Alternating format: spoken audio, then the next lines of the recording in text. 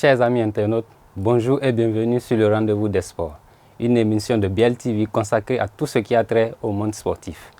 Pour ce premier numéro, nous allons nous intéresser au cuiron avec le démarrage du championnat national. Ligue Pro saison 2021-2022 qui démarre le dimanche prochain avec la rencontre Requin FC Coton Sport.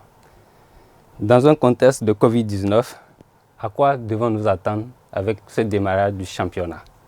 Démarrage Ligue Pro saison 2021-2022, les acteurs entre joie et interrogation. C'est le thème de cette émission que j'aurai le plaisir d'animer avec un autre confrère. Hilbert Eda, bonjour. Oui, bonjour chers confrères.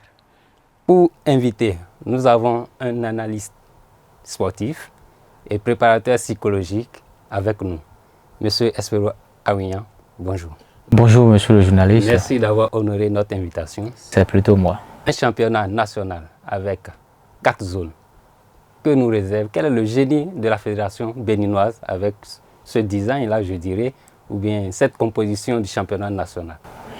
Je vous remercie pour l'honneur que vous me faites. Je pense que pour pallier à un problème de crise, entre-temps, vous n'êtes pas sans savoir que notre fédération béninoise de football a traversé une longue période de crise après l'ère en Johan Moucharaf, et aujourd'hui, depuis l'avènement du comité exécutif et la nouvelle politique mise en place aussi par le gouvernement de la rupture, ils ont réfléchi autrement, ce qui nous a donné ce nouveau design, comme vous l'avez appelé, avec 4 zones composées de plusieurs clubs, le nord, le sud, le nord-est et le nord-ouest.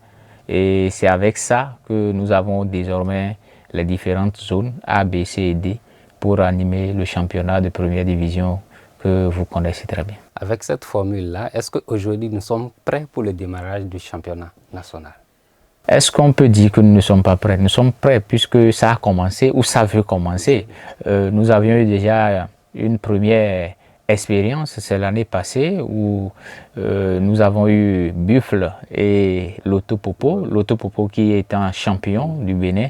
Nous avons Buffle qui était le dauphin, qui ont tous participé aux compétitions africaines. C'est déjà un pas, et puisqu'ils ont réédité l'exploit en ne faisant pas 4 ou 5 reports, puisque c'était le 16 octobre dernier, donc ils sont allés jusqu'au 31. Finalement, ça va commencer, je pense qu'on pourra dire que nous sommes prêts. 4 chapeaux pour un championnat dit professionnel. Est-ce que, pourquoi M. Awignan, le Bénin ne peut pas évoluer avec la formule D1, D2 comme les autres pays? Vous savez, on ne peut pas faire naître un bébé avec des dents. Donc aujourd'hui, c'est ça. C'est vrai que ce sont des cas rares. Mais aujourd'hui, vous savez, on ne peut que juger la performance d'un club que par la compétition. Alors, dire que tel club ou tel club appartient déjà à une catégorie de compétition donnée ou à une ligue donnée, je pense que ce serait injuste. D'où ce génie-là qui nous amène aujourd'hui à avoir la Ligue Suite Pro, oui. On est d'accord, oui. Qui va découler de cette première phase de compétition et donner maintenant place à la Ligue Super Pro, à la Super Ligue Pro, oui. Et la Ligue Suite Pro. Ça voudrait dire que de cette première phase de Ligue Pro que nous avons actuellement, oui. nous aurons les 4 premiers de chaque zone. Ça voudrait dire que nous aurons finalement 16 clubs, oui. Qui vont jouer, oui. La Super Ligue Pro. Les autres clubs vont continuer en Ligue Pro Suite. Donc ça veut dire si on prend chaque zone, oui. On a 9 clubs. On a 9 clubs. Donc les 4 premiers vont se retrouver en Super Ligue Pro. On est d'accord. Oui. Quand on prend la zone A, par exemple, composée de Takounen, de Béké, de Damissa, de Buffle, de Panthère, de Djougou et consorts, les 4 qui vont découler, les 4 premiers qui vont découler de là, iront en Super Pro. Quand nous prenons la zone C, Requin, Aspac, UPUNM, Coton Sport, les 4 premiers de cette zone-là iront en Ligue Super Pro. Donc voilà un peu ce que concorde, ce que nous nous donnera le résultat à la fin de cette compétition. Être parmi les 5 derniers, là, est-ce qu'il y a quelque chose de réalisant là? Parce que c'est prometteur à ce niveau. Vous savez, c'est très facile pour l'homme de détruire quelque chose et difficile pour reconstruire. Aujourd'hui, moi, je ne voudrais pas juger la Fédération béninoise de football sur ce qui se passe, puisque on a dit qu'il faut une réunification du football. Tous les clubs qui aujourd'hui se sentent capables de jouer la Ligue professionnelle de football du Bénin se sont inscrits. Ils ont un siège, ils répondent aux critères. Et puisqu'ils répondent déjà aux critères, ils vont participer. Après cette participation, nous allons juger à travers le timing par rapport à la performance de chacun. Et là, tu pourras comprendre, chacun comprendra la loge qui lui est réservée. Donc, c'est plus simple comme ça. Le championnat professionnel devrait constituer quand même un vivier pour l'équipe nationale du pays, comme on le constate en Congo, dans les autres pays de la sous-région. Mais pourquoi dans notre pays, le nombre de locaux qu'on a dans l'équipe nationale fait pièce figure? Je ne dirais pas que le nombre de locaux fait pièce figure. Non, c'est que nous n'avons pas un nombre important de locaux en équipe senior A. Vous savez, nous n'accusons personne puisque nous sommes à un renouveau du football ou du sport, puisque le gouvernement est en train de parler de la professionnalisation du sport en général. Et il y a eu ce comité qui a sorti un document où on attend la charte des sports en République du Bénin. Ce que je peux dire aujourd'hui, c'est que puisqu'il n'y a pas un championnat régulier, puisque notre championnat était aux arrêts, il serait difficile au sélectionneur national de piocher des joueurs qui pourront participer aux Jeux internationaux. Puisque aujourd'hui, on parle de performance. Et quand vous êtes sélectionneur national, vous savez la pression que vous avez autour. Des joueurs ne sont pas en compétition. Et quelques-uns qui ont été choisis, quand je prends Dami, celui des Aïeux, le gardien des Aïeux, c'est parce qu'il était en compétition CAF. Quand je prends Olambiakou, c'est parce qu'il était en compétition CAF. Quand je prends Olaïtan, c'est parce que Olaïtan n'étant pas en compétition CAF, mais a participé à la sélection A' de Moussa Latonji, et voilà ce qui a fait que on l'a appelé de l'autre côté. Quand je prends Olympe Gantier avec Esaü, c'est parce qu'ils étaient en compétition CAF. Donc c'est pour vous dire que le sélectionneur entre griffes est obligé de faire avec ceux qui sont en compétition. La belle preuve, Chérif Capo des Buffles du Borgou n'a pas été rappelé parce que la performance de l'autre a joué sur ça. Donc, comprenons que si notre championnat est régulier, avec des performances en constance, je pense que appeler les locaux, ça pourrait nous aider mieux. Et pourquoi est-ce que le championnat n'est-il pas régulier dans notre pays? C'est un mythe. C'est un mythe au Bénin de parler de championnat régulier. Mais le souhait de nous tous, nous n'allons pas remettre le couteau dans la plaie. Le souhait de nous tous, c'est qu'avec cette politique de construction d'infrastructures, puisque en réalité, ça, osons le dire, on n'avait pas d'infrastructure. Vous ne pouvez pas être en train de parler d'un championnat professionnel et jouer sur de la latérite. C'est pas normal. Aujourd'hui, on a eu cette politique de 22 stades où chaque club entre griffes est en train de... Quand j'ai vu le calendrier, Aspac va recevoir ses matchs à domicile à Tofo. Ça voudrait dire que c'est quelque chose, c'est un avancement qui ne dit pas son nom. Donc, aujourd'hui, les infrastructures sont en train d'être mises à côté, à contribution. Il y a la seconde phase aussi de 22 ou qui sont annoncées. Donc, ça voudrait dire, si 22 plus 22, on aura 44 stades. Avec aujourd'hui 36 clubs en compétition, je pense que chaque club se verra attribuer son stade et puis on pourra parler de la régularité maintenant du championnat. À vous entendre, apparemment on est séduit, mais vu le contexte de Covid-19 aujourd'hui, est-ce que les populations ou bien les supporters seront au rendez-vous de ce championnat-là qui débute dimanche prochain?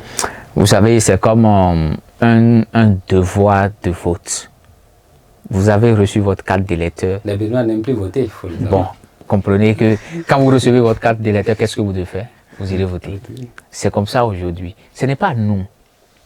C'est comment dire, ce sont les contraintes naturelles-divines, si je dois parler comme ça. C'est-à-dire, quelque part Dieu, quelque part la nature a ses lois. Aujourd'hui, nous sommes secoués par cette pandémie. Nous savons que le paludisme tue plus que le corona. Mais on n'a jamais dit aller faire un test palu avant d'aller au stade. Mais aujourd'hui, c'est vu ce qui se passe dans le monde. Donc, moi, je voudrais inviter, c'est un appel que je lance à tout le monde. Connaissez votre état sérologique, c'est-à-dire le groupe sanguin, tout ce que vous avez comme pépin, allez vous faire vacciner. Et avec votre carnet de vaccination, je pense que vous allez accéder facilement au stade. On ne va pas l'interdire. Parce que aujourd'hui, dans les administrations, ça devient obligatoire là. Donc voilà un peu ce que je peux dire. Et nous avons constaté que lors de la saison dernière, il y a des troubles sur certains stades en tant que préparateur psychologique. Est-ce que vous n'avez pas des conseils à donner au public sportif béninois? En tant que préparateur psychologique, c'est vrai que, vous savez, il y a l'émotion qui transcende souvent vis-à-vis de nos supporters. C'est vrai qu'à un moment donné, il y a une prise de conscience qui s'impose. Chacun doit savoir raison garder et savoir que bon, quand il y a des fêtes, puisque dans un championnat tout est pris en compte, l'arbitrage, comment dire, les médias, tout ce que vous voulez. Aujourd'hui, si par exemple un arbitre siffle mal ou bien, c'est un être humain et aucun être humain n'est totalement parfait. Donc je pense que moi je lance un appel au public de chaque club de savoir raison garder et de savoir qu'après tout, c'est le même Bénin et c'est le fair play qui domine. Maintenant, est-ce qu'on peut rêver de ce championnat-là, que le résultat puisse être déterminé sur les terrains, au lieu que ce soit les organisateurs ou bien la fédération qui se réunissent pour déterminer celui qui est premier ou deuxième? C'est une question qui nécessite une réflexion philosophique. Pourquoi je le dis?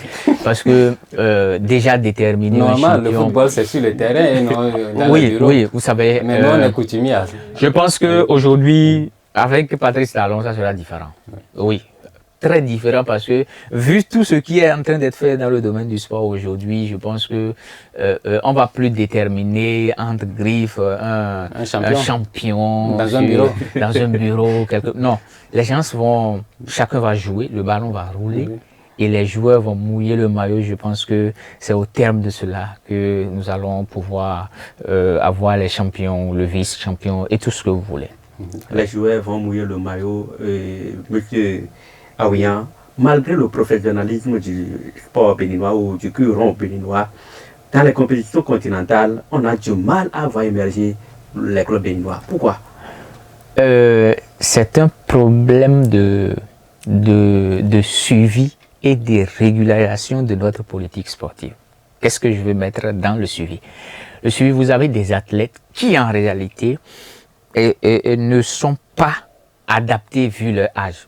Vous voyez des gens, par exemple, qui ont 30 ans et qui, dans les clubs, se retrouvent aujourd'hui à avoir 20 ans. Vous comprenez? Le haut niveau, ça se paye cash. Les autres sont en compétition continue, ont des centres de formation. Combien de clubs béninois ont des centres de formation? Les catégories d'âge U20, U15, U17, U9 si vous voulez. Combien de clubs béninois aujourd'hui puisent dans un centre de formation pour... Donnons un exemple. Il y a Asada de M. Patrick Didono. Combien sont allés de ce côté-là pour chercher des enfants? Il y a Astam, par exemple, de M. Tamayon ou quelque chose, je me souviens pas trop du nom. Mais combien sont allés? Nos clubs même, combien sont-ils à avoir de ces petits qui, au cours d'une saison, ont fait un stage et qu'à la fin, la saison prochaine, seront moulés dans le système? Il n'y en a pas. Est-ce que ce n'est pas un problème au niveau de la fédération qui n'encourage pas? Non, non, ce n'est pas un problème au niveau de la fédération. Je pense que il faut peut-être imposer le fait qu'un club puisse avoir un centre. Mais je pense que c'est une politique de longue haleine parce que le particulier qui a son club doit, entre griffes, comment dirais-je, avoir les catégories d'âge. Mais c'est le seul qui finance. Je pense que cette politique de couplage avec les sociétés sportives, tout ça, je pense que ça pourra régler le problème à la suite. Monsieur Awia, est-ce qu'aujourd'hui, nous pouvons dire que le championnat béninois est réellement apte à servir à la sélection? Vous savez, c'est très difficile de dire que le championnat ne peut pas servir. Non. Il y a des joueurs, il y a des talents. Même si l'appel est rare, allons chercher. Vous n'allez pas me dire qu'à Takouné, il n'y a pas de latéral gauche. Vous n'allez pas me dire qu'à Buffalo, on n'a pas un milieu de terrain très, très vivoltant. Je prends l'exemple de Nabil Yaro qui n'est plus ici, par exemple. Vous n'allez pas me dire qu'à Coton, il n'y a pas de bons joueurs. Vous n'allez pas me dire à Requin qu'il n'y a pas de bons joueurs. Ni à Dragon. Dragon est un club qui a été 8 fois champion successivement. Et aujourd'hui, qu'est-ce que Dragon est devenu? Ce qu'il faut dire tout simplement, c'est qu'il faut revoir la politique autour du sport béninois, autour du football béninois. De sorte que si c'est une pelle qui est rare et qu'on la retrouve, qu'on essaie de l'exploiter de façon efficiente. Quand on ne le fait pas, quel résultat vous voulez? Je ne fais pas de la politique politicienne. Quand vous prenez le petit junior Laïta, que Dussier même, je ne sais pas si c'est une erreur ou bien c'est vraiment venu de son cœur qu'il a lancé face à la Tanzanie. Mais tout le monde a vu. Olaïtan est là. Il y a plein de joueurs. Quand vous prenez Kamel Kapo, quand vous prenez Salif Oudaspak, quand vous prenez Gbani par exemple dans les buts, c'est un gardien de but. Mais c'est pour vous dire qu'il y a de la matière. Les Tadjou, les Rabiou, les Sakamao qui ont fait les U17. Ces enfants-là qui ont fait les U17, le centre de formation de Missérété, c'est à quoi? Regroupons-les là, travaillons avec eux sur la durée. Et je profite de votre antenne pour parler des écuries d'âme, par exemple. Elles ont fini les éliminatoires de la Coupe du Monde Junior Costa Rica 2022. Elles vont rentrer à la maison. Au garage, en quelque sorte. Quelle est la politique qu'il faut mettre en place? Est-ce qu'automatiquement, il y a déjà un championnat féminin qui doit commencer? Est-ce qu'il y a un suivi? C'est pourquoi j'ai parlé de suivi et de régularisation de la politique sportive. Donc, je pense que tout cela ensemble et chaque acteur jouant son rôle, je pense que notre championnat local peut nous servir de vivier. Mais aujourd'hui, quand on prend la sélection nationale et que, bon, on prend un Dussier qui n'exploite pas les locaux, est-ce que cela encourage les clubs? Il n'y a rien qui n'encourage personne. Chacun doit travailler pour réussir et faire valoir, comment dire, et faire valoriser, je vais dire, et valoriser les talents qu'ils ont. On a du potentiel. On est d'accord? On a tout ce qu'il faut autour de nous. Quand vous prenez un club, Takouné par exemple, Takouné, je ne sais pas qui communique autour de Takouné.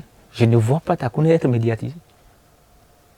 Quand vous prenez Aspak, je ne vois pas Aspak être médiatisé, mais ils ont de bons éléments. Même les Buffles du Ouagadougou, si ce n'est pas qu'ils ont la coupe africaine à aller jouer, combien de fois vous savez, ou même la Fédération béninoise de football a un site sur lequel, si vous vous rendez, vous avez les performances des joueurs en semaine. Qu'est-ce que vous voulez? Et parlant de médiatisation, est-ce que ces clubs-là ont de fonds à leur disposition pour quand même médiatiser? Ne me posez pas la question parce que je ne suis pas le budget de ces clubs-là. Ce que je sais, lorsque vous vous engagez pour une compétition, vous devez vous donner les moyens pour. Donc ça veut dire qu'ils sont assis sur le sous. Mais écoutez, aujourd'hui, quand le gouvernement de la rupture a parlé de l'association club et société, qu'est-ce qu'on doit faire? On doit automatiquement aller dans ce sens-là. Ofmas s'est allié la fois passée à Éternel. C'est bon, mais comment? Vous êtes alliés, vous avez un partenariat, mais est-ce que ce partenariat-là va permettre vraiment que tous les secteurs soient touchés? Aujourd'hui, on parle de préparateur psychologique. Est-ce que tous les clubs ont de préparateur psychologique? Non. Mais comment vous voulez que les enfants performent? Puisque c'est les mêmes qui reviennent. Les quelques-uns qui auront 15 ans, qui sont là et qu'on doit lancer parfois. Les vieux ragas sont là pour toujours. C'est le même problème. Des gens qui ont 35 ans, mais qui se retrouvent avec 20 ans sur les licences. Des gens, écoutez, vous voulez aller où avec cette tricherie-là? Le championnat est lancé. Le championnat peut être professionnalisé à haut débit, mais tant que nous avons ce problème de tricherie d'âge, vous voulez aller où? On ne va nulle part. Voilà pourquoi on demandait si on était prêt, puisqu'on n'a pas de préparateur psychologique au niveau des différents clubs. Or, ce sont des motivateurs pour ces clubs-là, des gens qui doivent booster ces clubs à se faire et connaître au-delà des frontières. C'est pas qu'ils ne le savent pas. Par rapport au préparateur psychologique, on peut parler d'ignorance. Ça va venir petit à petit. Maintenant, par rapport à la politique que vous avez autour de votre sport, c'est vous. Monsieur Akil, vous avez votre club que vous dénommez Akil FC par exemple. On est d'accord. Mais souffrez que vous devez faire de sorte que tous les joueurs soient, sur le plan sanitaire, prêts, physiquement prêts, mentalement prêts. Et quand on parle d'un club, écoutez, la nourriture des joueurs, on ne doit pas jouer avec. Mais le salaire des joueurs, si vous prenez des joueurs, je me souviens, quand j'ai commencé à travailler avec UPNM, c'était un club qui avait des joueurs qui n'ont pas été payés depuis 6 mois. Les joueurs vont jouer comment? Ces problèmes parasportifs, vous voulez qu'on les gère comment? Donc c'est pour dire que la fédération va faire l'effort de respecter son calendrier, mais quitte aux propriétaires de clubs de mettre en place une politique interne pour que nous ayons de bons, de belles performances, que nous ayons du beau jeu sur le terrain. Est-ce que ce n'est pas un doute au niveau de ces patrons de clubs qui se disent, mais quand je vais investir, est-ce que je pourrais avoir le retour après? Si vous n'êtes pas sachant, vous ne le saurez jamais. Quand on investit dans une entreprise, on gagne toujours. Aujourd'hui, avec le football béninois, on ne remporte rien. Non, ne soyez pas pessimistes. Non, ne soyons pas pessimistes. Soyons plutôt optimistes. Seulement que il faut une politique écrite peut-être pour que les gens puissent comprendre. Je suis président de mon club. Combien de maillots je vends à l'interne? Ça doit me rapporter de l'argent. Mais quand on dit Lionel Messi signe au PSG, vous savez le nombre de maillots vendus ce jour-là? Mais quand on dit par exemple que, je prends un petit d'Aspac quelque part, on me dit que Tadjou, c'est un joueur d'Aspac, Tadjou a signé à Coton. Combien de maillots de Tadjou sont fabriqués la journée là? Vous voulez gagner de l'argent comment? Vous ne pouvez pas gagner de l'argent. Combien de maillots d'Ayema Football Club sont effectivement vendus sur le marché béninois? Il n'y en a pas. Et vous voulez gagner de l'argent comment? Ce n'est pas un doute. C'est une mauvaise politique dans la pratique même de la politique sportive. Les autres évoluent sur ça. Et si vous ne le faites pas, vous aurez des entrées comment? Là, en ce moment, tout pèse sur vous et vous vous énervez. Malheureusement, vous vieillissez vite. Vous mourrez d'une hypertension artérielle.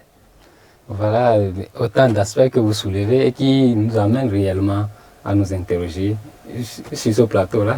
C'est pour ça qu'on se dit, mais vu que le contexte de Covid-19 est là, ces éléments que vous citez encore viennent davantage compliquer la tâche à nos dirigeants. Donc réellement, on se demande si on peut s'en sortir.